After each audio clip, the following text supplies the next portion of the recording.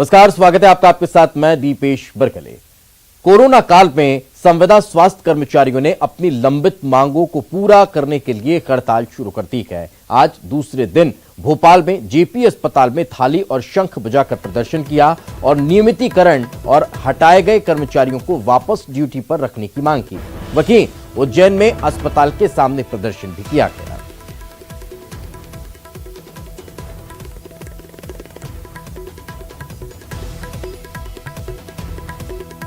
प्रदेश में कोविड-19 अस्थायी चिकित्सक, पैरामेडिकल स्टाफ, नर्सिंग स्टाफ के द्वारा अनिश्चितकालीन प्रदेशव्यापी हड़ताल रखी गई है, क्योंकि सरकार के द्वारा हमारी दो सूत्री मांग अस्थायी चिकित्सकी और पैरामेडिकल स्टाफ और नर्सिंग स्टाफ को संविदा की मांग को सरकार द्वारा नहीं माना गया है, जिसके कारण पूरे प्रदेश में कोविड स्टाफ के द्वारा अनिश्चितकालीन काम बंद कर दिया गया है, जिसके कारण आज पूरे प्रदेश में किसी भी अस्थायी कर्मचारी के द्वारा न कोविड सैंपलिंग की जाएगी, ना ही कोविड सेंटर में ड्यूटी की जाएगी और ना ही किसी प्रकार का कोविड संबंधित कार्य अस्थायी कर्मचारी के द्वारा किया जाएगा। और मेरी इस आम जनता से अपील है कि कोविड चिकित्सा स्टाफ के द्वारा बुरे समय में सरकार और आम जनता का साथ देकर उनके कोरोना से मुक्त कराया गया है, और उनसे मांग करता हूं कि सरकार से मांग करता हूं कि जो भी चिकित्सक जिन्होंने कोविड में के समय सरकार का और आम जनता का साथ दिया है, उनकी संविदा संविलियन की मांग को पूरा करें।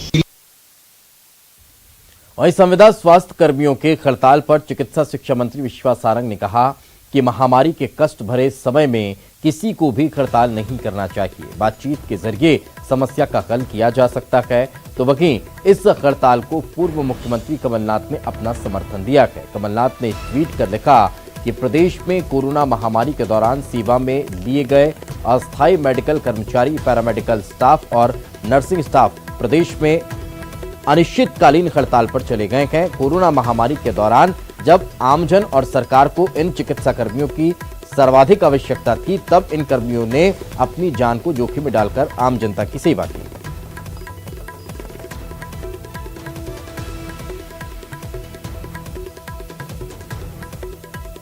सेवा की जरूरत है। हमारी पूरी कोशिश है कि किसी भी तरह हड़ताल ना की जाए, और मैं सभी वर्गों को ये निवेदन करूंगा कि महामारी के इस कष्ट भरे समय में जहां समाज को सभी वर्गों की सेवा की जरूरत है, हम इस तरह की किसी भी हड़ताल पर ना जाएं।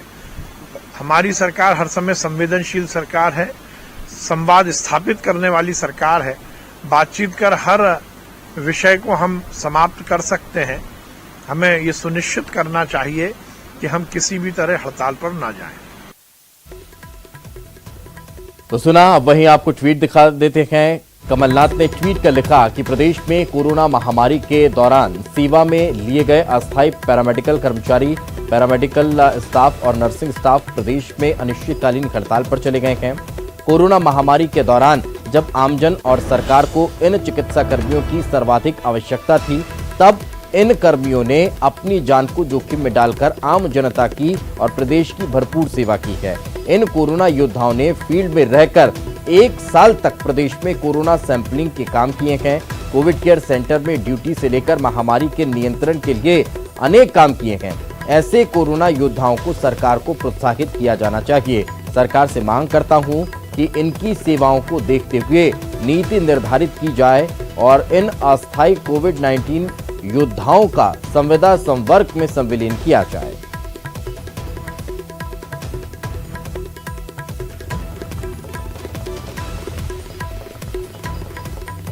तो आपको बता दें कि संविदा स्वास्थ्य कर्मचारी संघ के प्रांतीय संयोजक अमिताभ चौबे जी हमारे साथ जुड़ चुके हैं। चौबे जी, बहुत बहुत स्वागत है। और सबसे पहले आप लोगों के द्वारा इस कोविड काल में जो सेवा दी जा रही है, उसको हमारा भी सलाम है सर। लेकिन इस पैंडेमिक के दौर में, इन विषम परिस्थितियों में सबसे ज्यादा आवश्यकता आप लोगों की है। क्या इस दौर में भी ये हड़ताल पर जाना जायज है, आपको लगता है? देखिए, संविदा स्वास्थ्य कर्मचारियों ने एनएचएम में जो हम लोग कार्यरत हैं, पिछले लगभग 10-15 वर्षों से सभी लोग सेवाएं दे रहे हैं, और हमने हर एक समय में प्रदेश की सरकार की जो निर्देश हुए, जो नीतियां रही, उनके अनुरूप गांव-गांव में जाकर जनता को हमेशा सेवाएं दी हैं। कोरोना काल में दर्जनों लोगों ने अपनी जान गंवाई, उसके बाद भी हम लोगों ने अपनी सेवा में कभी कोई कमी नहीं रखी। और इस दौरान 2018 में एक संविदा कर्मचारियों के भविष्य निर्धारण को लेकर हमने एक आंदोलन किया था। उस समय हमारे प्रदेश के यशस्वी मुख्यमंत्री माननीय शिवराज सिंह चौहान जी द्वारा एक 5 जून 2018 की एक नीति लागू की गई थी, जिसमें बहुत सारी सुविधाएं संविदा कर्मचारियों को दी गई थी। अब एक पारित नीति जो कैबिनेट से पारित की जा चुकी है, उस नीति को लागू करने में लगभग 3 वर्ष हो गए। इस दौरान हमने 2 कोविड काल में अपनी जान हथेली पर रखकर प्रदेश की जनता को अपनी सेवाएं दी है। इसीलिए हम भी आपको सलाम कर रहे हैं सर, लेकिन उसके बाद भी इन विषम परिस्थितियों के दौर में क्या वाकई में यह हड़ताल जायज है? आपको ऐसा नहीं लगता कि अभी हम सेवा कर लें, उसके बाद हम अपनी बात को मजबूती से रख सकते हैं कि इन विषम परिस्थितियों में हमने हमारी जान जोखिम में डालकर सेवा की, अब तो हमारी बात को पूरा कर दीजिए? क्या थोड़ा और इंतजार नहीं किया जा सकता था? पिछले कोविड काल में भी संविदा कर्मचारी द्वारा पूरी जिम्मेदारी से फर्स्ट वेव में हमने पूरा काम किया। काम करने के बाद हमने मांग उठाई। जब इस मांग पर आज दिनांक तक कोई कार्रवाई नहीं हो, उस दौरान हमारे लगातार दर्जनों साथी हर एक जिले से संक्रमित हुए, दर्जनों लोगों की जान चली गई, उनके परिवार आज जो है उनका कोई भविष्य नहीं है। नहीं, बिल्कुल आप सही कह रहे हैं सर। ऐसी महामारी ना आपने पहले देखी, ना सरकारों ने पहले देखी, ना हमने पहले देखी, तो क्यों ना थोड़े दिन और इंतजार किया? आप जब इतने वर्षों तक इंतजार कर सके तो थोड़ा और कर लेते तो कहाँ कमी रह जाती सर? सर, फर्स्ट वेव के बाद जब कर्मचारियों द्वारा पूरी सेवाएं दी गई, तो क्या पहली वेव और दूसरी वेव के बीच में जो एक समय आया था जब संगठन ने लगातार पत्राचार किया, लगातार अपनी बात को शासन और प्रशासन को पहुंचाने का काम किया, और हमारी संवेदनशीलता, हमारी जो जनता के प्रति जो उत्तरदायित्व है उसका पालन हमने, इसमें कोई ब्लैकमेलिंग वाली बात नहीं है। कोविड की ये सेकंड वेव भी अंतिम चरण में है। जब तक हमने कहीं भी कोई विरोध प्रदर्शन नहीं किया, हम कोई सरकार को नीचे झुकाना नहीं चाहते, ना हम किसी भी तरह से मध्य प्रदेश की जनता को तकलीफ देना चाहते हैं। हमारी इच्छा सिर्फ इतनी है कि शायद आज ये समय ऐसा है कि शासन और प्रशासन हमारी ओर सर एक और चीज बता दीजिए कि सुनेगा। ना तो आपको जब संविदा पर रखा गया तब इस तरह का कोई प्रावधान था कि आपको नियमित कर दिया जाएगा, उसके बाद भी अगर ये सब हो रहा है, नियमितीकरण की आपको आश्वासन दे दिया गया है, तो फिर थोड़ा सा इंतजार और करना चाहिए था। साथ में रखें सर, आशीष अग्रवाल जी हमारे साथ जुड़े हुए हैं और विभा पटेल जी हमारे साथ जुड़ चुके हैं। आप दोनों का बहुत बहुत स्वागत है। सबसे पहले विभा जी मैं आपसे ही जानना चाहता हूं, अगर इस दौर में कांग्रेस की सरकार को थी तब भी क्या वो इन हड़ताल करने वाले स्वास्थ्य कर्मचारियों के साथ खड़ी होती? देखिए, अगर कांग्रेस की सरकार होती और कांग्रेस की सरकार के मुख्यमंत्री ने वादा किया होता तो निश्चित तौर पे कांग्रेस, हम सभी लोग इस बात के लिए पूरी तरह से कटिबद्ध रहते हैं। पद तो पद होता है ना, अगर बीजेपी के मुख्यमंत्री ने पहले वादा कर दिया था तो आपके मुख्यमंत्री रखे तब आप पूरा कर देते। पद तो पद होता है। खैर, समय का अभाव क्या है? आशीष जी, किस तरह से मनाया जाएगा इन स्वास्थ्य कर्मचारियों को जो लगातार हड़ताल कर रखे हैं, क्योंकि सबसे ज्यादा आवश्यकता इनकी वर्तमान दौर में है? आशीष जी देखिए, बहुत स्पष्ट है कि संविदा स्वास्थ्य कर्मियों की जो भी मांगे हैं उन सभी पर सरकार विचार करने के लिए प्रतिबद्ध है और संवेदनशील है।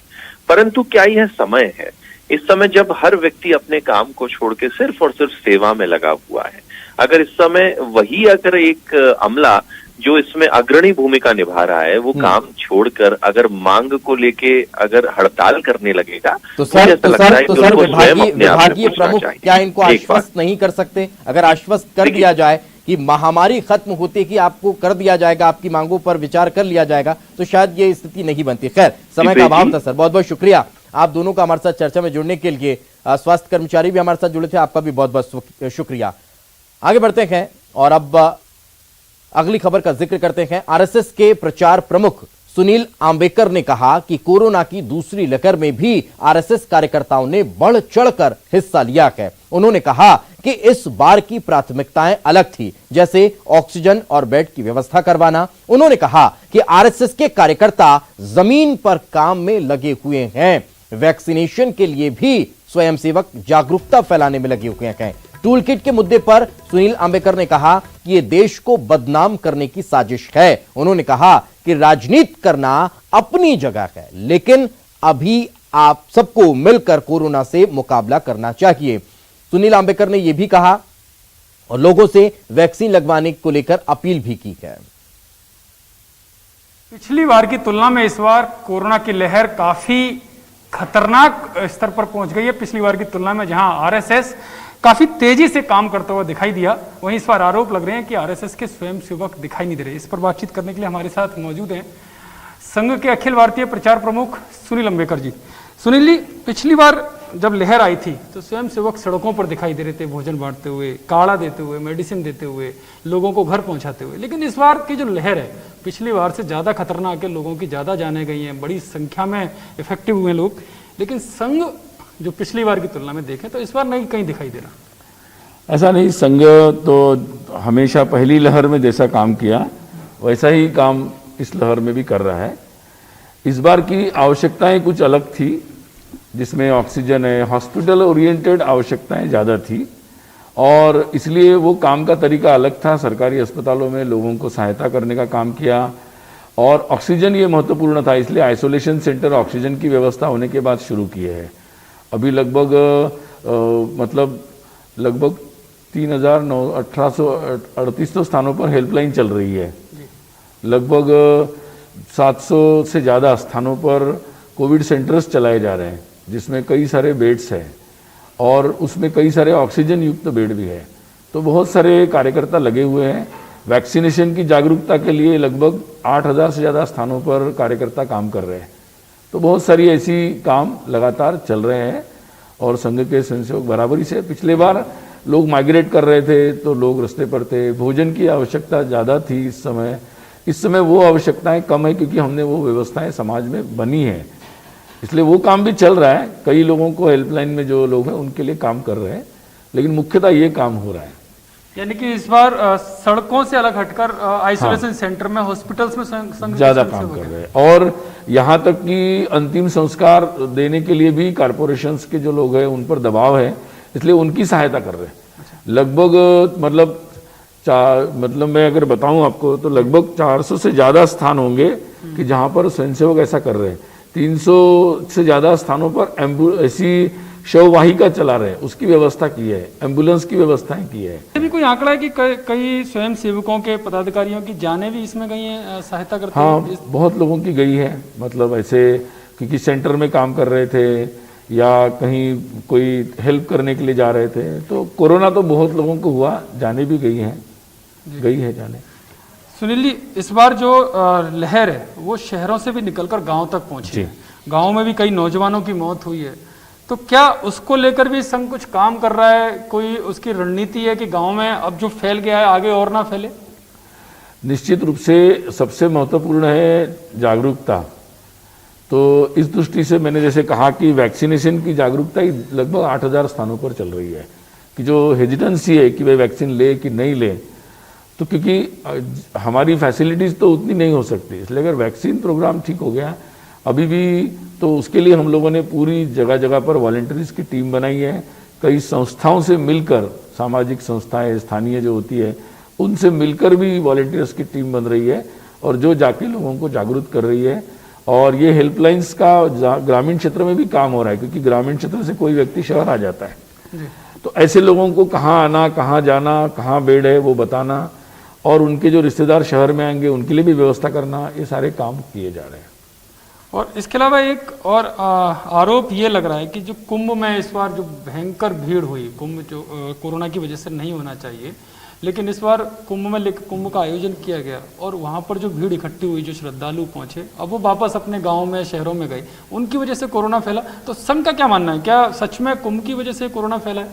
देखिए, ऐसा है कि पहली बात तो बड़े आयोजनों को कम करना चाहिए, ये तो स्वाभाविक सी बात है, लेकिन कुंभ को जहाँ तक देखा जाए तो मुझे लगता है कुंभ तो हो गया था लगभग अप्रैल में ही, उसको मतलब क्लोज करने की घोषणा की गई। उत्तरांचल के आंकड़े जो बढ़े वो काफ़ी दिन के बाद, मतलब जो कोरोना पीरियड होता है उसके बाद बढ़ते हुए दिख रहे हैं। तो ये सारे एनालिसिस के प्रकार विषय हैं। मुझे नहीं लगता कि मतलब नंबर्स पे जाना चाहिए, कितने लोगों को वहाँ हुआ, क्या हुआ, तो मुझे तो ऐसा नहीं लगता। लेकिन आरोप तो ये लग रहा है, वो टूल किट भी इसमें आ रही है कि कुंभ एक बड़ा कारण है। नहीं, टूल किट तो दूसरे उद्देश्य से बनाई गई ना, कि जो भी देश में अच्छी चीज़ है उसको कैसे बदनाम करना, देश को कैसे बदनाम करना। अब ये बड़ा आश्चर्य की बात है कि देश में जहाँ सबको इस समय मिलजुल कर काम करने की ज़रूरत है और शासन प्रशासन जो भी इसमें काम कर रहे हैं उन सबके साथ सहयोग से एक ऐसी व्यवस्था बनाने की ज़रूरत है। मैं तो आप लोगों के माध्यम से यही कहूँगा सबको कि 365 दिन राजनीति कर सकते हैं, लेकिन ये ऐसे दिन है कि जिस समय मुझे लगता है कि सबको एकजुट होकर, एक साजिश है पूरी कुंभ को बदनाम करने की टूल किट के माध्यम, मैं कहूंगा कि एकजुट होकर सबको काम करने की जरूरत है। अभी इन सब विषयों पर चर्चा मुझे लगता महत्वपूर्ण नहीं है। अभी चर्चा महत्वपूर्ण है कि हम लोग अपने कोरोना से लोगों को कैसे मुक्ति दे सके, इसी पर हम कंसंट्रेट करें। एक अंतिम सवाल और सुनील जी की वैक्सीन को लेकर लगातार दावे भी किए जा रहे हैं और सवाल भी उठ रहे हैं, लेकिन वैक्सीन की जो उपलब्धता होनी चाहिए वो कमी है। तो क्या लगता है कि जो वैक्सीन बनाने का फॉर्मूला है जो एक दो कंपनी के पास है केवल, वो सारी कंपनियों को दे दिया जाए जिससे वैक्सीन की उपलब्धता हो और आम लोगों में जल्दी से जल्दी वैक्सीन पहुंचे?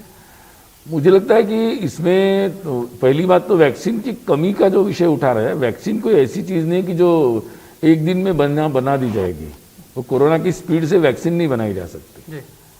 तो वैक्सीन अपनी स्पीड से आ रही है। महत्वपूर्ण प्रश्न ये है कि कई प्रांतों में वैक्सीन नहीं ले रहे लोग, 10%, 5%, कई प्रांतों में 60% लोगों ने केवल वैक्सीन लिया है, उत्तर प्रदेश जैसे राज्यों में। तो ये मुझे लगता है कि वैक्सीन के बारे में ये सबसे महत्वपूर्ण है कि लोग वैक्सीन लेने के लिए आगे आए। महत्वपूर्ण प्रश्न वो है अभी। दूसरी बात ये है कि हाँ, ये बात तो सही है कि मुझे लगता है भारत सरकार ने भी स्टैंड तो लिया ही है कि भाई पूरी दुनिया के सामने भी रखा है विषय कि भाई किस तरह से ये वेवर करना चाहिए, मतलब जो पेटेंट लगे हुए हैं अब इस परिस्थिति में हटाना चाहिए। इस पर तो सब लोग स्टैंड ले रहे हैं, तो परिस्थितियां निकलेगी। चलिए, बहुत बहुत धन्यवाद। ये हैं अखिल भारतीय प्रचार प्रमुख सुनील अंबेकर, जिनका कहना है कि वैक्सीन को लेकर जो उपलब्धता होनी चाहिए, जो पेटेंट है वो हटना चाहिए और जिससे ज़्यादा से ज़्यादा लोगों को वैक्सीन मिले। और जहाँ तक स्वयं सेवकों की बात है तो इस बार की लहर में ज़्यादा ताकत संघ ने लगाई है और शायद यही कारण है कि कई कार्यकर्ताओं की मौत भी सहायता, जो सेवा भारती के द्वारा जो सहायता काम चल रहे हैं उनकी वजह से सहायता करते हुए हो गई है। कैमरा पर्सन राकेश नेगी के साथ यतेंद्र शर्मा, दिल्ली, न्यूज 18। तो संघ का सेवा कार्य लगातार चल रहा है और वही सुनील अंबेकर कहते हुए नजर आ रहे थे। वक्त एक छोटे से ब्रेक का है, ब्रेक के बाद जल्द हाजिर होंगे।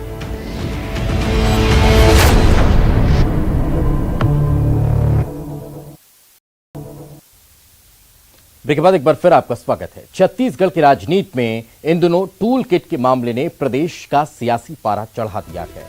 इसी कड़ी में प्रदेश के मुख्यमंत्री भूपेश बघेल ने कहा कि एक तरफ तो वे टूल किट मामले को लेकर तुरंत ट्विटर ऑफिस जाते हैं, लेकिन यह न तो इसकी जांच करते हैं और न ही हमें जांच करने देते हैं।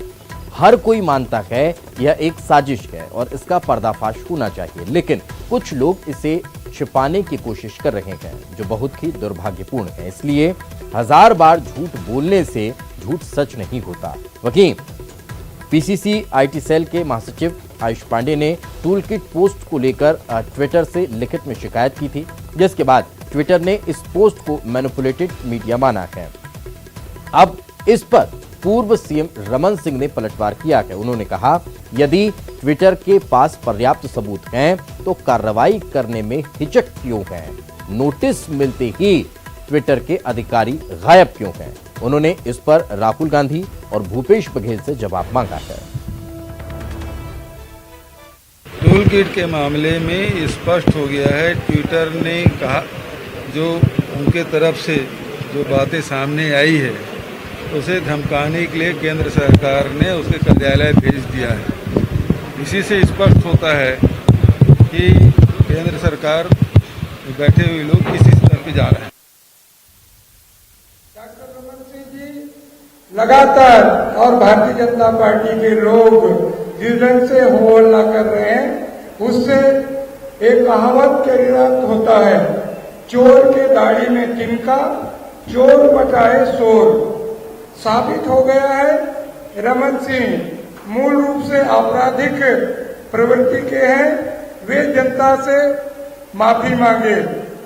ट्विटर ने कह दिया है कि रमन सिंह की ओर से जारी दस्तावेज में जोड़ तोड़ करके भ्रम पैदा करने की कोशिश की गई। मैं उनसे ये पूछना चाहता हूं कि यदि आदतन अपराधी उन्होंने कहा है तो किस किस थाने में एफआईआर हुई है, कौन से न्यायालय में मामला पेंडिंग है और कहां कहां से जारी हुआ है, ये थोड़ा सा बताएंगे तो अच्छा रहेगा।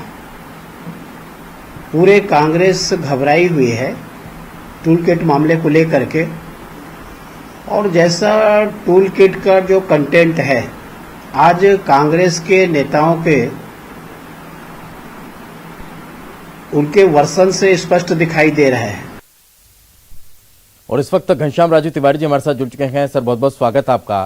तिवारी जी, सवाल ये कि जिस तरह से एकमात्र एफआईआर के माध्यम से भारतीय जनता पार्टी एकजुट और सक्रिय एकदम से एक्टिव नजर आ रही है, क्या उसने मजबूर कर दिया कांग्रेस के तमाम नेताओं को इस मसले पर बोलने के लिए, लगातार अब बीजेपी को घेरने के लिए?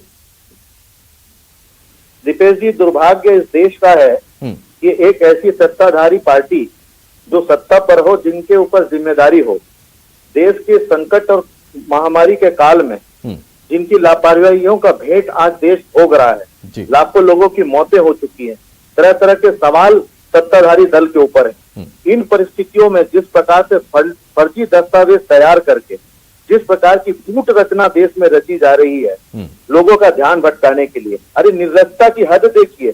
जहां ट्विटर ने साफ कह दिया कि मैनिपुलेटेड डॉक्यूमेंट है, उसके बाद ये कहते हैं कि ट्विटर कोई तो एजेंसी नहीं है। ट्विटर को अगर लगता हो तो वो दिल्ली में पुलिस को ये सबूत पेश करें। सबूत की बात करते हैं, सबूत की आपके पास क्या सबूत है कि ये कांग्रेस के दस्तावेज हैं जिसको लेकर इतना चिल्ला चोट कर रहे हैं?